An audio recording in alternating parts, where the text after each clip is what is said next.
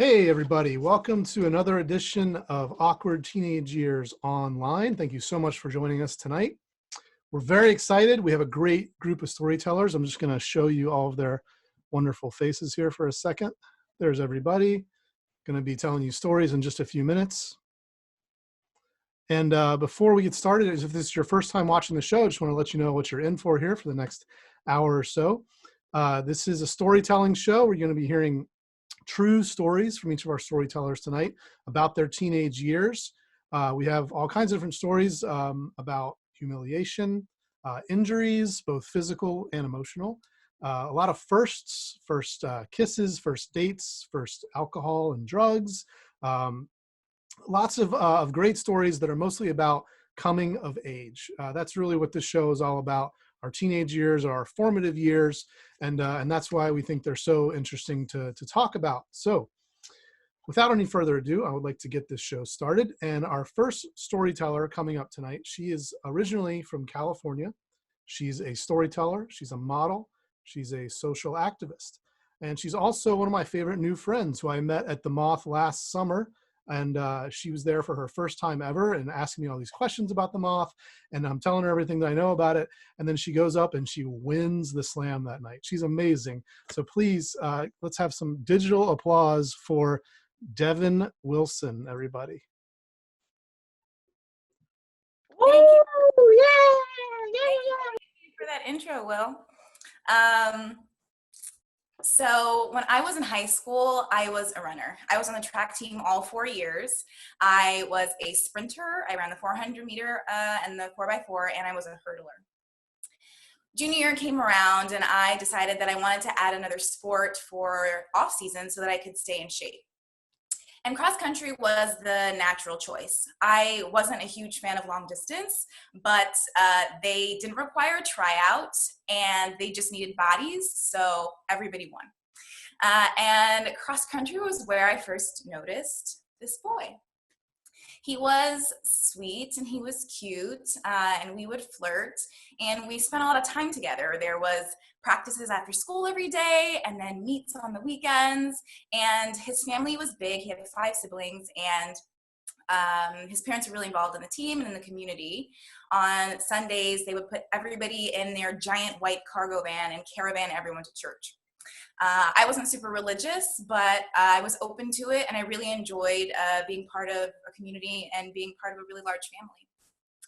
So junior year was mostly spent like flirting and spending time together. He was always hanging out with this other girl, and I couldn't quite figure out, like, does he like her or me? I don't know what's happening.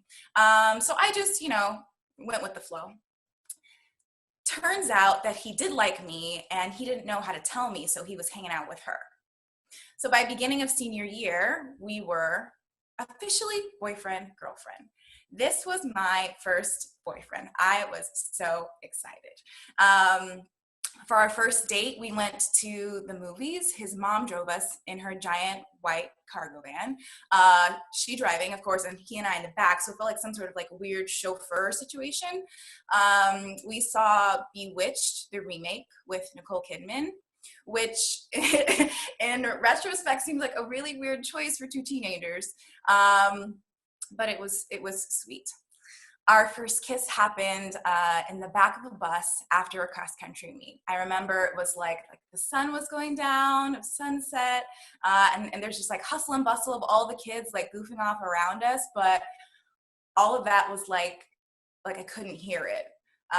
And I was nervous, but excited, and I didn't know what I was doing, but it happened, and I just remember feeling warm and just like, this is nice. And so from then on, like, I dove in. I was in. The romantic in me was like, we both like each other, check. We like kissing each other, check. I like his family likes me, like, check, check, check, check, check. This is great. How sweet would it be if we were high school sweethearts? And he would like, yeah, I want to be a pastor. And I'd be like, I could be a pastor's wife. Sure, totally cool. That's great. And so we would just sort of, future plan in this teenagery puppy love sort of way. So fall includes homecoming, and we were both nominated for homecoming corps. We were like, cute couple on campus. I didn't win queen, but he won king. And he was like kind of embarrassed about it for some reason. And then winter formal came around, and he told me that he didn't want to go. And I was like, okay, if you don't like dances, that's fine. It's not like it's prom. Like, I can go with my girlfriends. It's no big deal. So then spring comes around, and it's spring, like senior year, track season, his birthday, prom, and graduation. It's just like all these great things that I'm really excited about. For his birthday, I'm planning a surprise gathering for him, his friends, and his family at a Dodger baseball game. I do not care about baseball whatsoever, but he is like so obsessed. He loves him so much. So I'm like, I'm going to put my number one girlfriend badge on, and I'm going to plan this thing for him, and it's going to be great. I do all the logistics, all the scheduling, like I communicate with everybody. I buy all the tickets. I don't know where 17-year-old Devin got all this money from, but I buy all the tickets up front, and everyone's going to pay me back. And I'm so excited because I know he's going to be so happy about this. So a couple weeks before his birthday, he comes up and meets me at my locker after practice like usual. And he's like, I want to talk to you about something. And I like inside, I'm like, oh my God, this is it. He's going to ask me to prom. Like, I know we're boyfriend, girlfriend, but they still have to ask. The girls want it to be like romantic and creative and like some fun story, right? So I know that he's been taking his time so he can get it right. And I've been patiently waiting. But instead of asking me to prom, he breaks up with me. There were no words, shocked. I was shocked. It came out of left field. That's the only baseball reference I have for you, by the way. It came out of left field. Like, what is happening? And so we're walking towards my car, and he's talking and probably telling me what he's feeling, where this came from, why. And I just, in my head, I'm like, what about the plans? What's going on? What are all these feelings? What about all the baseball tickets I just spent money on? And we get to my car, and he says something about like, let's be friends. And I hug him and just a sort of like wanting to get him away so I can have my emotions. And he leaves, and I get in my car and just like tears. I don't know if you've ever tried to drive while sobbing. It's not a lot of fun. You're trying to make sure you get home safely. Everyone else gets home safely. Spoiler alert, I made it home in one piece. Tried to like clean up my face and like, hi mom, yep, day was fine. Hi dad, practice was good. Okay, go up to my room, throw all my stuff down, don't turn the lights on, just like face plant on my bed in the dark and cry. Very teenagery. And then my phone rings, and it's his mom. And she says, oh my God, I'm so sorry. I had no idea he was feeling or thinking or planning any of this. I wouldn't have let you plan his birthday party if I had known. And then she goes on to say how sad she is because she liked me so much. And she liked me for him, which made me feel kind of nice in that moment. She says that she'll of course pay me for all the tickets, and she'll come pick them up so I don't have to worry about any of the logistics. And then she asks me, have I told my mom yet?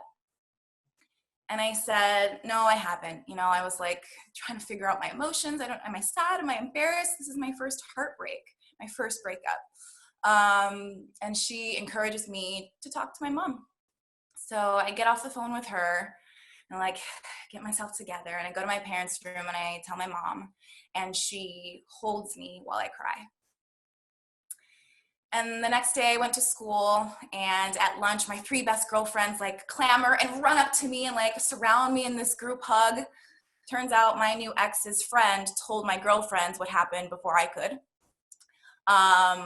But it was really sweet of them to come up and just surround me with love and know that I needed support at this time. Looking back,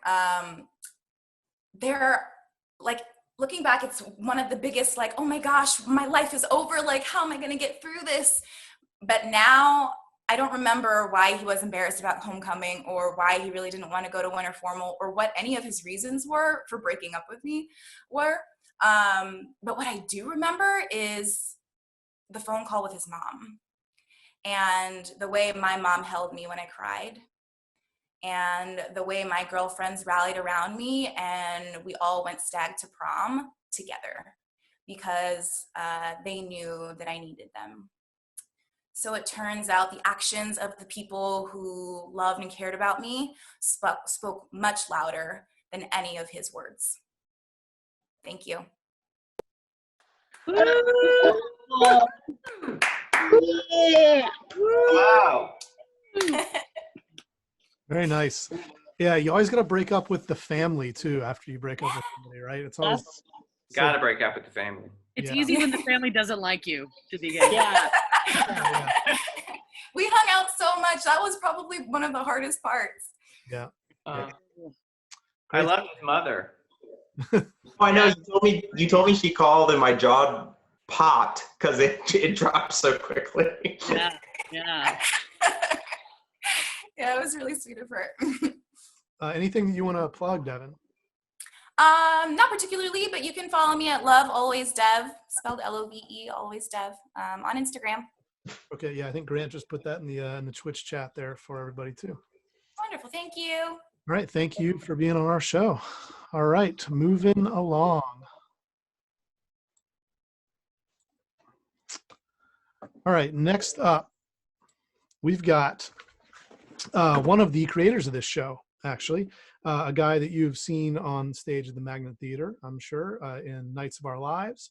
You've seen him perform at the Moth. He also has a solo show called A Public-Private Prayer that debuted at SoloCom at the Pit back in the fall. And as soon as we're able to go out and do shows again, he's looking forward to bringing that to you. So please give a digital round of applause to my friend, Grant Bowen. Yeah. Hey, thank you, Will. Thank you so much. Hey, guys. When I was in high school, I was in the spring musical every single year. And my sophomore year, just like almost every high school in America, every few years or so, that musical was Grease. And I was lucky enough to get cast in the lead role as Danny Zuko. And that show was a total blast. And don't get me wrong, it was about as low budget as high school musical theater gets. Like, all our music was set to karaoke tracks. Our costumes were clothes that were bought from the Goodwill. Our car, Grease Lightning, the main car in the show, was made of plywood. Like, it was this plywood box painted like a hot rod that we just rolled out onto the stage when we needed it. But the cast really became this tight-knit group. Like, here we were doing this show we all liked, and we were getting to know each other more, and we basically kind of formed our own tribe. And it was in this tribe that I fell into my first showmance, because I developed a crush on the girl playing Sandy. And since we're talking about someone playing Sandy in Grease, for our purposes tonight, let's just call her Olivia Newton-John. So Olivia was very cute. She was a senior. She had this big smile, this blonde hair, just like Sandy in the movie. And we were in Alabama, so she had this really heavy Southern accent, like very heavy. I remember one rehearsal, she spent the entire time drilling the phrase, "It's real nice," because it kept coming out, "It's real nice." But I was just becoming smitten with her. Like, Olivia and I had known each other for about a year now. We had been in the musical the year before and we were friends, but now here we were spending our afternoons rehearsing, pretending to be this couple that's like falling in love with each other, and I was just getting caught up in the fantasy of it all. And I was getting really nervous about this because I hadn't had a girlfriend yet, and I didn't have a lot of experience dating. So I had to kind of hype myself up. I was like, look, if this is how you feel, then maybe you need to take this chance. Maybe you should ask her out. So I eventually work up the courage, and I ask her out, and she's like, sure, why not? And so we go out, I take her on this date where we go to dinner, and then I take her to this show in Birmingham, and we're laughing the whole time, and we just have a great night. And yet by the end of it, I could sense this feeling that maybe it wasn't really there for her the way it was for me. And of course, the conclusion I come to is, oh, she doesn't know how much I like her yet. I've got to try harder. So I do. I try harder, too hard. I go a little overboard. I start calling her more often. I start trying to hang out with her during our breaks in rehearsal, to the point where I'm following this poor girl around. And it was getting to where she was starting to get really uncomfortable around me. And I know this because there was one rehearsal where I walked up behind her. I wasn't even going to talk to her. I was just watching what was happening on stage during the rehearsal. But she didn't hear me walk up behind her. So as soon as she turned around and saw me, she screamed. And I thought, that's not really the reaction you want from someone you're trying to win over. This all came to head the night of the cast party. Once the show finally wrapped, we had this big party at my friend Lisa's house. And here's the thing about high school cast parties. We're not the cool kids. No one's gonna drink. No one's gonna hook up at the party.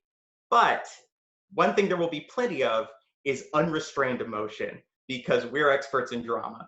So I think, maybe if I'm gonna have one more shot at winning over Olivia, maybe it's gonna happen at the cast party. So the party starts, we're getting into it. People are kind of breaking off into groups in different rooms of the house. I'm in the biggest group, which settles in the living room. And at one point we form this big circle and we start playing Truth or Dare. And over the course of this game, one of the other girls in the show picks Truth, and she kind of confesses, I actually think Grant's kind of cute. And that leads to this chorus of like, oh yeah, Grant's totally cute. Yeah, I think Grant's cute too. Hey, raise your hand if you think Grant is cute. And most of these girls raise their hand that they think I'm cute. And I do not know how to handle this. I don't know how to respond to it. Like, I didn't see myself in this way. No one at school was really talking to me this directly. Like, I didn't know what to do with it. And I was just kind of stunned. Now, Olivia had been in another room. And so this was the point where she walks in and goes, hey, what's everyone talking about? And I don't know why I did this. I don't know what I was thinking. But it was when she said that, I sprang to my feet in a burst of desperate energy and just went, all these girls just said they think I'm cute. And she gives me this really awkward, kind of pitiful look and just goes, well, I'm going to go. And she says goodbye to everybody and leaves the party. And I'm just crushed and embarrassed. And I finally have to accept the fact that I'm not going to end up with Olivia Newton-John. And then the party keeps going. We get into the swing of things. We're chowing down on chips and soda, and we're belting the score to Rent at the top of our lungs as if we know what those songs are actually about. And in the midst of my utter humiliation, I start having more fun. And then eventually it dawns on me. I was like, I was just sitting in this circle where all these girls just said they thought I was cute. And here I am moping. Like, I've been putting all this time and energy trying to prove myself to someone who just didn't like me back. And I didn't have to do that at all for anyone else in this tight-knit group we'd formed. And I thought maybe instead of chasing this fantasy, I just might be capable of having something that's a little more real. Thank you.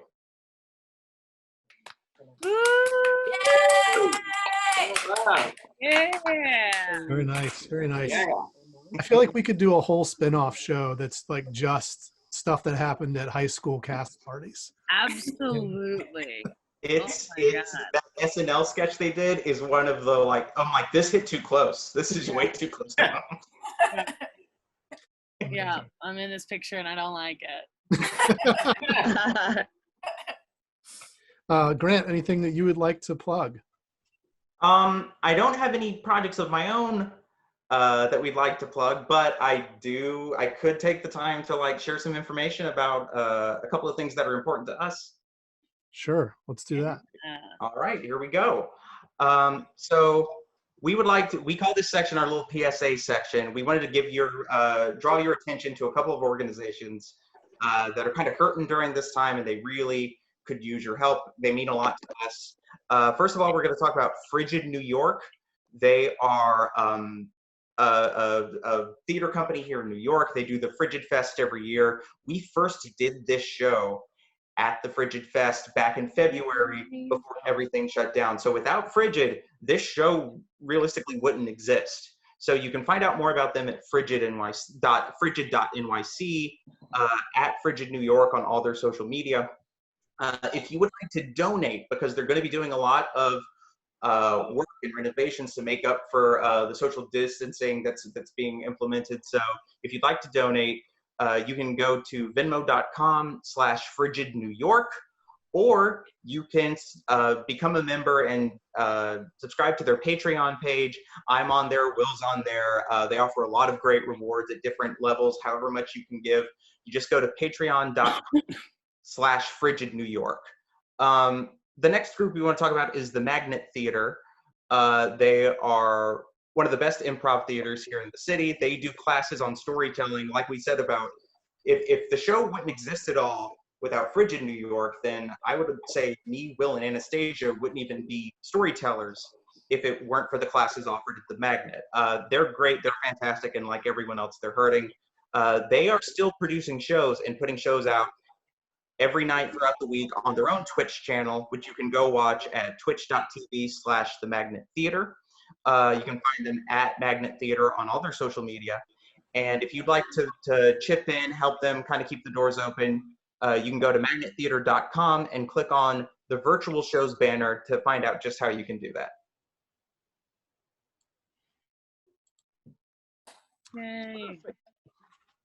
Yay. All right, thanks, Grant, for that little PSA. Please do go and check them out if you can. There's also, this information is right below the screen on Twitch if you're on a desktop or a laptop. I think Grant's going to paste some of that into the chat here in a moment for you as well. So if you're able, please send a few bucks to these great organizations. And with that, we're going to keep the show moving. So our next storyteller is another co-founder of this show, Awkward Teenage Years. You have seen her at the Moth Community Showcase. She's also been on Adam Wade's storytelling series at the Magnet Theater. Please give a very warm virtual welcome to my friend, Anastassiya Maximenko. Yeah. All right, let's get it started. So it's beginning of the sophomore year. It's fall, my favorite season. Me and my ex-boyfriend decide to have our last final breakup sex. It was good, but in a week, my down area is on freaking fire. So I go to the only gynecologist that our 7,000 people town has. And fun fact is the same gynecologist who delivered me when my mom was giving birth to me. But now this lady is telling me that I have sexually transmitted infection. But she cannot tell me anything else because her clinic is very small and she doesn't have any equipment or like supplies to tell me something more. So I know that that's the moment to tell my mom because we now have to travel to a bigger city, to a bigger clinic to get tested. And I tell my mom, and truly that's another moment when I appreciate my mom so much because there was no judgments, there were no like useless questions. Why did you do it? Why it happened? Because we all fucking know how it's happened and why it happens, okay? So, but because my parents, they have very tight schedule, I have to go to the city by myself. So I'm in a bigger city, in a bigger clinic. I'm 16 and I'm alone. And I'm tested by these doctors who see people like me all day, every day. So they're not asking a question how I feel mentally. they're not asking question how I feel, period. They're just very cold and very abrupt. Take your pants off, spread your legs, take these papers, wait for results. And I go home and I wait for 2 weeks and I get my results delivered over the phone. And it turns out that I have 4 different STIs, including the popular ones like chlamydia, gonorrhea, and other ones that I don't even know English translations of, and I'm not. And like actually at that moment over the phone, that's when I learned about the stigma, about shaming, about embarrassment, because those cold doctors are not delivering results to a sick person. They're delivering results to a girl who has 4 STIs and just 16 years old. And I feel it all. And now also because some of the infection is very serious, I have to go away and leave for a month in the hospital to get my treatment. And it's a hospital that treats STIs as well as skin infections. So I have to go away. And I know that basically that's the moment to deliver the news to my school. And my guidance counselor is actually our math teacher. So we are in the class ended, students go away from the room, and I'm still sitting down behind my desk. And like this weight of like embarrassment and shame and dirtiness just like pushing me down into this like shameful, I don't know, like, like circle of like shameful teen, basically. And I stand up and my head is down and I'm crossing my room and I'm crossing this like classroom and I go to the teacher and I say, hey, I have a skin infection. I don't say anything else. And I say like, I have to go for a month to leave to get my treatment in that hospital. And I give her like, doctor's letters, and that doesn't say anything, and my letters from my parents. And she's like, yeah, of course, and get better.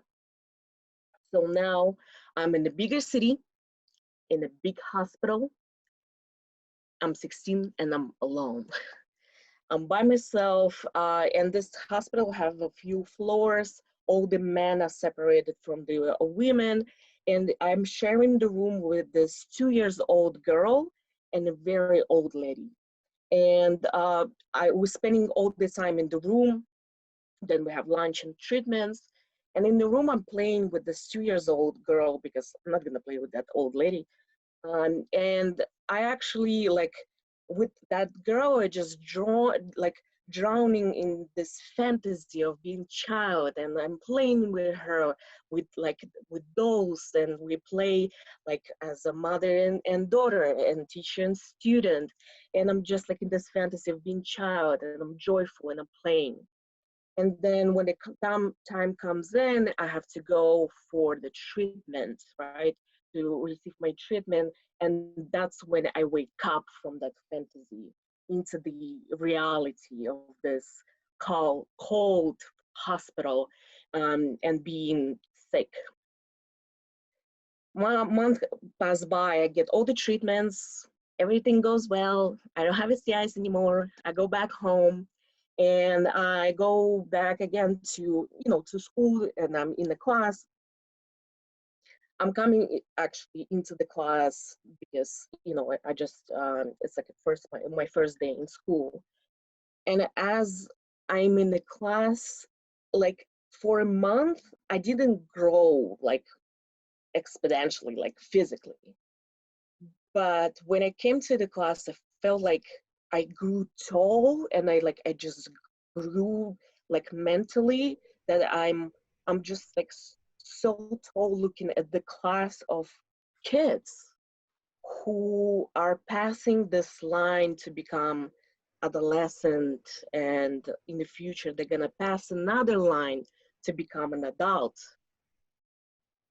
But me for entire month being in that reality, making a bad decision and taking the entire responsibility for that bad decision, I just crossed those lines for a month. And I sit down behind the desk and I understand I'm not a kid anymore. I'm not a teenage girl anymore. I am an adult. Thank you. Beautiful. Yeah. Wow. Yeah. Tell me about your. I'm coming to I moment. love your mother. Yeah. Yeah, Yeah. that's my mother. Too. Anastasia, what are the popular ones? Can we go? Yeah. I loved that. The popular ones. I think herpes is one of them. Facts. Don't forget anal warts. Oh, yeah. All the hits. Popular. Of course. All right, Anastasia, you got anything that you want to plug? Of course. I'm gonna plug more about our Awkward Teenage Years show. All right, guys. So we, meet every week digitally, but actually originally back in February, we had our first original show in actually Frigid Theater with people close to each other. Yes. And actually now this show is up in the digital world and is a part of the festival, Distant Scene Festival. And you can actually watch our original show just for $5. So you can go to www.awkwardteenageyears.com and see our show and see our stories were originally delivered during our time. Also, of course, follow us on the Facebook, on Instagram, at Awkward Teenage Years. Thank you. Right. All right, thanks for that little PSA about our show. Please check it out if you can in the next few days, because I think we're only running until May 9th as part of that Scranton Fringe Festival online. And then the show will be gone until we bring it back somewhere else, but I don't know where that's going to be. So make sure you watch it in the next few days here. All right, let's keep this show moving. We've got another wonderful storyteller for you coming up next. He is somebody who I had the pleasure of performing with back in November at a show in Hoboken. He's a 4-time champion of the Moth. He's been on Stories from the Stage on PBS. He's appeared on the Moth podcast, the Risk podcast. He was just on the Risk streaming show a few nights ago. He's recorded voices for the show Beavis and Butthead, which for me is a seminal TV show of my teen years. And he's also the author of Dangerous When Wet, Booze, Sex, and My Mother. And he's created an award-winning solo show based on that book, which he has also written and performed in. Please give a digital round of applause to Jamie Brickhouse, everybody. Thank you. Thank you, Will. And thanks to all those fantastic stories that went before. So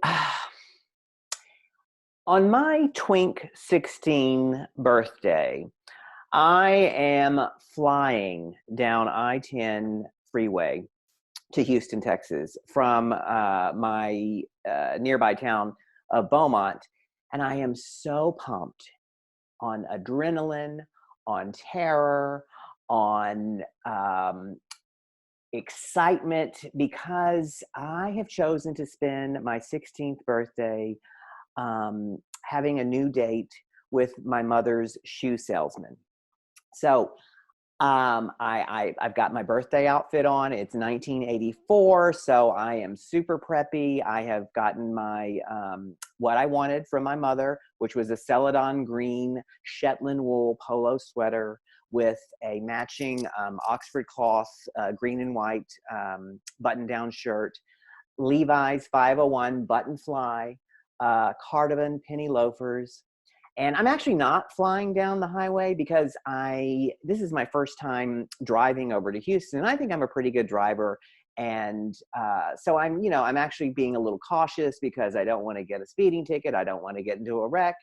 I am also nervous because, I've been to Houston many times with my parents. We used to go over there all the time to see shows. And it was always like, for them, it was just this, like big deal about driving and the traffic and changing lanes and all this. And especially when you get into the big city in Houston with all those crisscrossing freeways and it's dangerous and the ramp and this and that, So I'm like, and also I don't want to get caught because I've lied to my parents and I have told them that I am spending the night with a friend. And I was fairly smart about it because I picked a friend that they don't know that well and that I actually don't spend a lot of time with. And he never called, we don't have a phone relationship. So there was no chance, I thought, that he was going to call the house. And my parents didn't know his parents. So I thought it was a good cover. So I'm of course afraid though that I'm going to get caught, but new love and the possibility of getting laid on my 16th birthday trumps all of that. And I met this guy. Well, my mother, I used to go shopping with my mother sometimes, every now and every few weeks or so, she would head over to Houston and I would go with her to the Galleria, which was the super duper fancy mall. And it had all the deluxe stores, Neiman Marcus and Marshall Fields and all this. And my mother was kind of like the Imelda Marcos of her town. She loved shoes and she couldn't get enough of them. So I am shoe shopping with her at her favorite store in the Galleria, the Shoe Gallery. And the clerk, this was a few weeks before my birthday, and the clerk who's waiting on her, well, he looked like Richard Gere. And I mean, I would be happy with Richard Gere today, but Richard Gere then, this was like a few years after American Gigolo. So he's still in his 20s, super hot. And I had sneaked watched American Gigolo because you get full frontal in there. And anyway, he is waiting on my mother and she's buying high heel shoe after high heel shoe after high heel shoe. And I think it's the jade green high heel shoes that he's putting on her foot when I manage to catch his eye. And we, do a heavy cruise and make eye contact. I'm of course I'm 15 at this point. He's in his early 20s. And I've always liked older men, but you know what? You have to realize that, especially then in the 1980s, I mean, I wasn't out to any of my friends and most gay kids weren't out during that day. So you really didn't have the freedom to, to date your schoolmates, your peers. You had to look outside of that because it was just too dangerous for the most part to, to start cruising boys at school. And so at 16, I was already fairly worldly, I thought. I mean, I was not a virgin. I had lost my virginity at 15 in a freeway in Acapulco, very hot. And I'd had sex also with in the back room, in the back storeroom of a theater prop store at a strip mall the guy owned with his mother. Not so hot. But still, I was, seasoned at this point. I had read Mommy Dearest, so I was a Joan Crawford fan. I had witnessed my first lesbian fist fight at a Whataburger. So I feel like I knew the score. I knew how the world worked. And so I get into Houston and, I'm driving carefully, don't want to get any wrecks. And I'm changing the lanes. I'm like, this is not a big deal. My parents were overly dramatic. It's not that hard to drive in Houston. And I'm a pretty good driver. And I know, the way to go to the Galleria because I'm going to meet him when he gets off of work. Oh, and by the way, after that, when we had that moment with my mother underneath my mother's nose, after she bought these 6 pairs of shoes, I dumped her. I ditched her at Neiman Marcus, and then I circled back to the shoe gallery. And the guy was standing outside of the store in the open area of the mall, smoking a cigarette, very hot. You could smoke cigarettes in the mall then. And I went up to him and I introduced myself. I said, I was here earlier with my mother and, this and that. And then, hey, I come to Houston fairly frequently. Maybe we could get together sometime. And he said, sure. And he gave me his card and he kind of smiled. And now that I think about it, it was kind of giving me that like, oh, the sweet kid kind of thing. But I called him from Beaumont, and I called him on a payphone because I didn't want, a shoe gallery long distance charge to show up on the phone bill. I could just hear my mother say, "Well, who called the shoe gallery?" So I called him on a payphone with lots of coins that I had to, feed that monster with, and we made this date. So I get to the Galleria at like around 9 o'clock closing time. We meet in front of the McDonald's, and he says, "Well, okay, let's go to my place." And so we head over there. And another thing, when my mother bought all those shoes, even though she was paying for them herself, she was kind of ashamed of it. So she bought 6 pairs in that one shopping moment. And she said, when we got back to Beaumont, she said, "Don't let your father know about this." So she only copped to 3 and then had me put 3 more pairs in the back of my trunk, so for her to get later. So anyway, I go with this guy, and we go back to his apartment.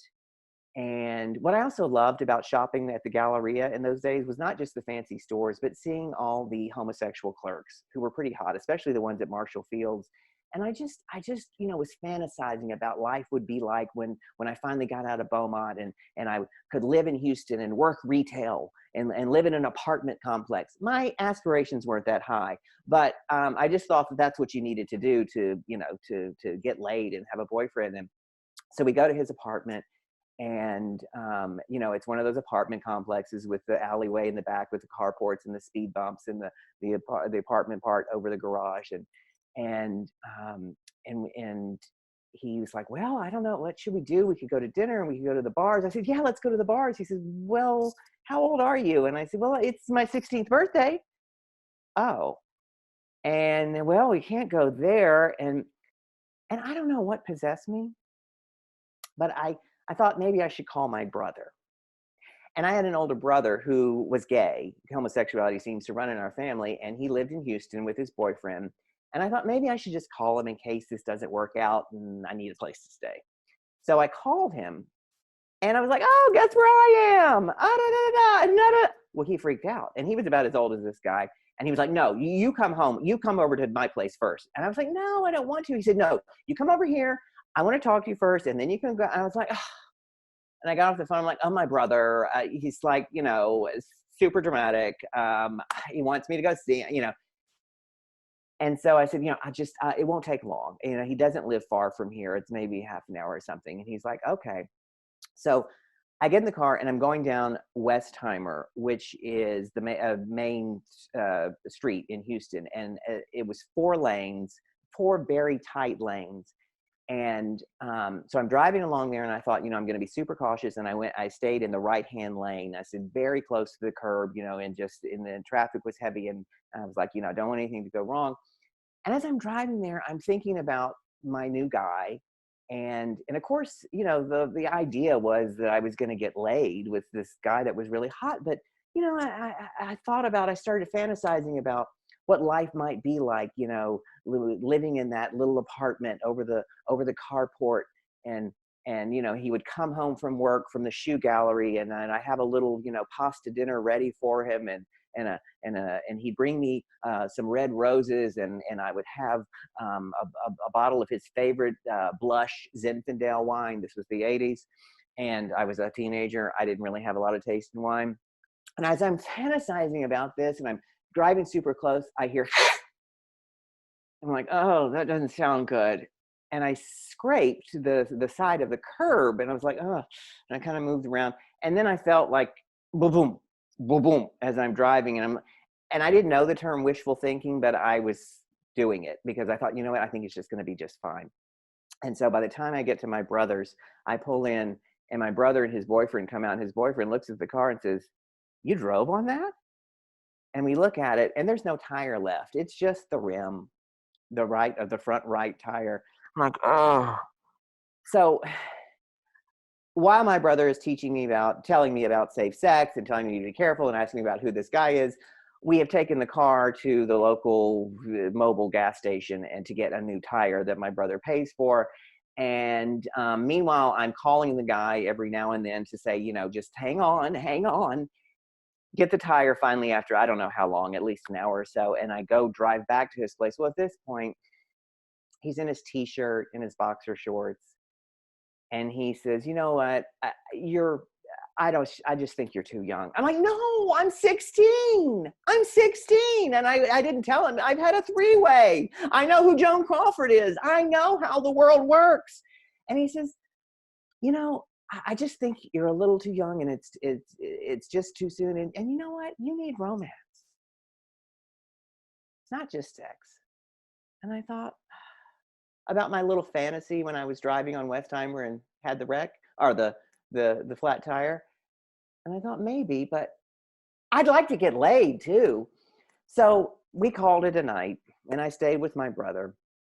And I'm driving back the next day, and hoping though that, and now I'm kind of worried that I might, things didn't go so well there, that maybe I'm going to get busted. And I get back to my parents, or to my house, and I walk in the back door, and my mother says, "I want to talk to you." I'm like, "Oh, fuck."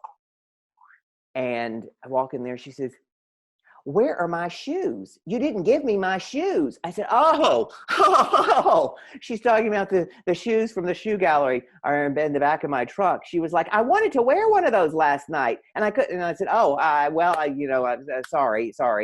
And she says, "Oh, and by the way, I'm going to go back to, I need to go to the Galleria next Saturday. Do you want to come?" I said, "No, I think I'll skip it." But you know what? The guy was right. I think we all need a little romance and love.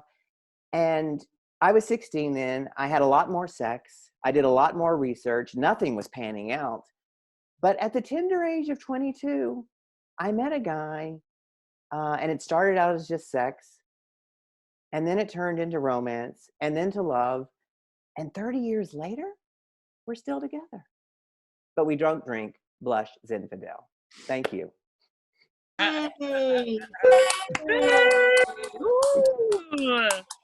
Oh, 30 years. I love how things that are a footnote in this story could be a whole story in and of themselves. Acapulco is a story. I heard that one. That's great, Jamie. Anything you want to plug?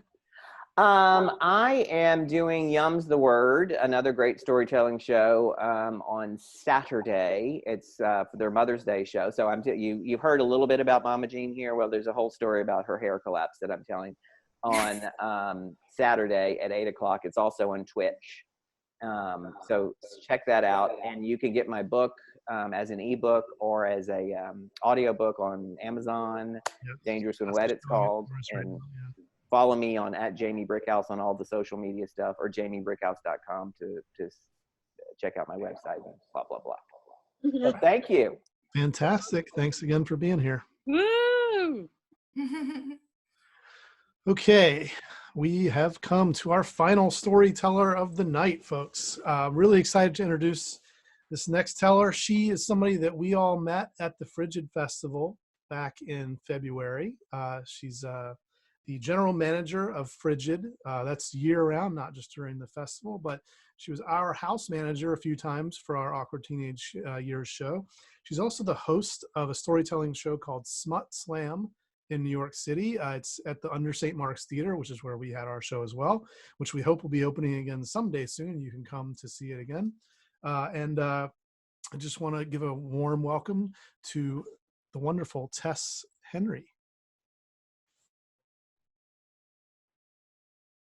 Hi, everyone. How's everyone doing? This has been such a great show. If I was in front of a stage, I'd say, let's give another round of applause for all your other storytellers, but you can do that in your homes. Please clap. Your roommates will think you're crazy. Similar to Grant, my story takes place around a cast party. It's not necessarily at one. I know us theater kids roll hard. This was actually, so it was after the second cast party for Moon Over Buffalo, which is an amazing show. Just side note. That show's great. And it was the second cast party, which is how the first cast party was lit as fuck. Unlike Grant, I'm a shitty New York teen. So we had lots of alcohol, lots of logistics at the beginning. Our cast parties were like, who's buying the alcohol? We have to pull the money. Who has a fake ID? Hi, my family's watching this. And so, you know, it was absolutely like the second cast party was just as fun as the first. I kissed people who I don't remember who they are anymore. I'm on the subway home with a handful of my friends. It's a really good friend of mine. And then a friend of mine who's a tepid friend of mine, you know, like a lukewarm friend. And then this guy who I hate to this day, hated at the time, terrible person. We all happen to live out around the same area though, so we were taking the train home together. You can't avoid it sometimes, you know? It is like 4 a.m. This is by far the latest I've ever stayed out in my entire life, but I am a senior and fucking invincible. So, you know, you can't tell me anything. So I'm on the way home. The next morning is like Easter, like I have like Easter breakfast or something with my family. Like it's like, yeah. So I'm on the way home on the subway. We're transferring from the A train to the F train at J Street. Which like was really weird because it was so crowded at like 4 a.m. And I now as an adult know this because New York is always crowded except for right now. But like at the time I was like, this is insane. Why are all these people out still? And we're so tired. We are just small babies who maybe had more alcohol than we were supposed to. And we are so dead. It is the end of the night for us. And we are, sorry if you hear things, that was a text message. We are, we're so tired, but down the train, we can hear this like large group of people, well, a handful of people who are making the noise of a large group of people. They are taking up the entire subway platform. You know what I'm talking about. Like, you know those people. We've all met them. And so they're being so exceedingly loud. And I don't really give a shit. I'm very good at putting my New York like headphones on, like noise canceling. Like, I know what's going on around me. My friend is like, I don't know why, this is really what sets him off. So he goes over, this is the one that my tepid friend, he walks over to them and he's like, hey, can you guys please keep it down? And for a moment it is silent. And I was like, oh wow, things might be okay. And then they immediately worked. They were like, no, why would we do that? And then just started shouting at him and directing all of their energy into like tearing him down, like ripping down like what he looked like and just like being so shitty. He walks away from them and I'm like, good, okay, walk away. This is over. I'm silly. It's not, obviously. They follow us and now they're kind of surrounding us and they're like continuing to harass and they're eating sunflower seeds and they're like pelting us with these sunflower seeds, which has zero effect except for like you're wasting your own sunflower seeds. The train eventually does show up, and as it shows up, again, I have the same thought, like, oh, thank God, this is over. Like, this can all be done now. And as I like go to get onto the subway, they obviously follow us onto the train. They were waiting for the train as well. Why wouldn't they have been? So we get onto the train car. It is like packed enough that none of us can get a seat. It was like everybody is sitting somewhere. We get into like kind of a corner, which is again our fucking mistake. Dumb tiny teenagers, and they managed to surround us. And so now it's us and these like two girls who look like they're about our age, this one dude who looks like just like a shadowy wall figure, like he hasn't really done anything but he's there. And then the best part was they had a 9-year-old with them, straight up, could not be older than the age 10. A tiny child was with them. And I was like, this is the craziest crew of people, as I can like finally get a look at them on the subway. And now they're like harassing all of us. My one friend wasn't good enough. They have to like move on to the rest of us. So all of us are getting like, they're getting their good digs in. All of us are dumb and ugly and fat. And it's like, great, cool, sure. We say worse things to ourselves because we're teenagers, but great, man. And so the worst comes of it when they start kicking my friend in the shin. So they turn to my good friend and they just start kicking her in the shin repeatedly because we stop reacting. My dad told me not to engage with bullies, so I'm not. But they start kicking and kicking. So I turned to them and I was like, hey, is there any way you could stop kicking my friend? And I said it exactly like that because I am an awkward teenager. And they look at me and again, it's silent. I'm like, oh, did I do it? No, I didn't. They look at me and they go, well, either we start kicking you or we keep kicking her. And I was like, can we kick nobody? Is that one of the options? And it wasn't. And so they opted to kick both of us. My bad. I should have known the secret option. So they're kicking both of us now. And we are just in the corner like, what is this fresh hell? All of the adults in the train are not making eye contact with us. We get to the next stop. A couple people get off. We get some seats. I think this is a respite again, but I'm wrong because I'm a stupid, dumb baby. And they kind of now, one of my friends is sitting down. They use this 9-year-old with them as like a battering ram. Like they're throwing her against my friend sitting on the seat. And they're like, pulling our hair, and I'm like, Dad told me not to fight people back, but this sucks. He didn't tell me about this part. And so they're like absolutely just digging into us, and it feels like we're at the peak. I was like, I have like 4 more stops left. What am I gonna do? I want to go home now. But we get so lucky because instantly the second they get off the next stop, they turn and they're about to run, and again, one more time, I'm like, fuck yeah, we're done. This is over. I am wrong for the last time as they turn around and punch me and my friend in the face.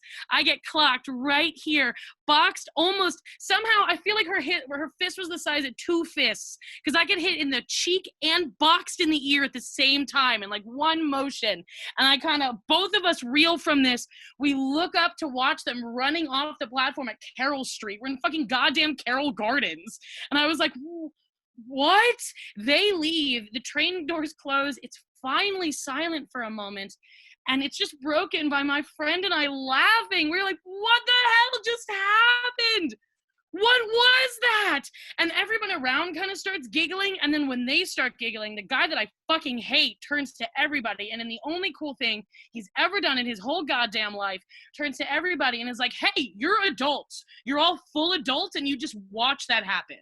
You watched a bunch of teenagers get bullied by other teenagers, and you just let them get punched in the face. I want everyone to sit in that for a goddamn moment. And then the train was truly silent, and it was eerie. We get above ground and he gets on the phone and he calls his friends and he's like, there are these people at Carroll Street. We got to go beat them up. And it's like, all right. You went to 51. Like, you're from Park Slope. I absolutely don't think anything bad's going to happen here, but I like the sentiment. You're doing good for the only good thing you've ever done. I get off the subway and I go to sleep. I have 3 hours of sleep before I have to wake up for Easter breakfast the next morning. And everyone's like, how was your night last night? And it's like, oh, it was fine. Oh yeah, I was also punched in the face. Anyway, guys, I'm Tess Henry. Thank you so much. Yay. Bravo. Yay, Tess. Thank you. Wow. This is the difference between a suburban Alabama cast party and a New York City cast party. Oh yeah. It was like all of the themes are still true, but ours was just like full of debauchery in a different way. That was definitely like a traumatic story, but it also made me a little nostalgic for the weirdness of the New York City subway, which I haven't been on for several months now. Right? Yeah. I hope everyone misses the subway now. Think about what you want, all right? That was awesome. Anything you want to plug, Tess? Yeah, y'all can follow me on Instagram. I'm Tess Does Instagram. Just one word, TESS Does Instagram. I host Smut Slam. When hopefully all this comes back, please come to tell stories at Smut Slam. Be on Smut Slam. We give out sex toys, and I host a D&D live playthrough show, which you can find more about if you follow me on Instagram and stuff. This was so lovely. Thank you, guys. Very cool. Thank you. In here. All right, that's our show for this week, folks. Thanks so much for tuning in. We're going to be back next week with some more news stories and new guests. And I just want to thank our guests for this week. We had Devin Wilson, Jamie Brickhouse, and Tess Henry. As always, Grant and Anastasia, you were amazing. And that's it. So please come back and see us next week, Thursday, 8 o'clock, and have a great night.